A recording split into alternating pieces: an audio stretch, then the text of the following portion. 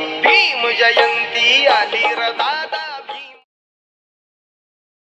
नवशक्ती मानवा आणि या शक्ती मागे मूर्ती भीमकाय देही स्फूर्ती नाकारुण परंपरेला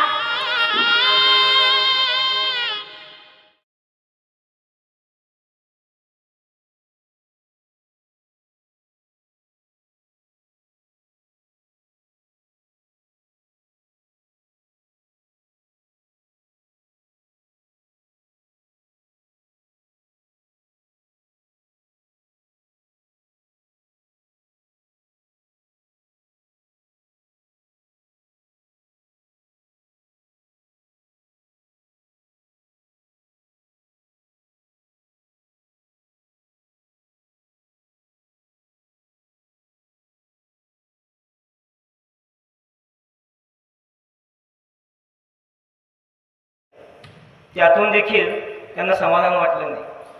कुलगुरूंनी सांगितलं की आपल्याला एकच असा विद्यार्थी हुडकायचा. त्यानंतर मात्र खूप मोठ्या जिकिरीचं काम होतं. चांगलेच 6 महिने गेले आणि शेवट एक विद्यार्थ्याचं नाव पुढं आलं आणि ते कुलगुरूंसमोर ठेवलं गेलं.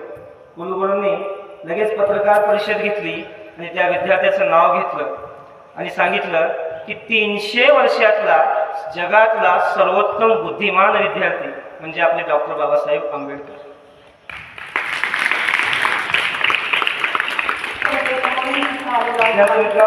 त्यावेळेस त्यांनी जे उत्तर दिलं ते सुद्धा बघा असं एक थोडंसं मनाला स्पर्शून जाण्यासारखं आहे.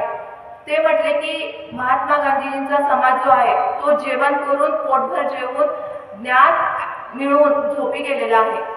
त्यानंतर महात्मा गांधीजींचा आणि जवाहरलाल नेहरूंचं सुद्धा तसंच आहे. पण माझा जो समाज आहे तो थोडासा अज्ञानात आहे. तो जेवलेलाही नाही आणि त्यांनी शिक्षणही घेतलेलं नाही. त्यामुळं मला माझ्या समाजासाठी हे काम करायचं आहे आणि म्हणून मी अभ्यास करतोय आणि माझ्या समाजाला म्हणण्यापेक्षा तळागाळातल्या सर्वांनाच मी त्या उंचीवर नेण्याचा आणि प्रगतीपथावर नेण्याचा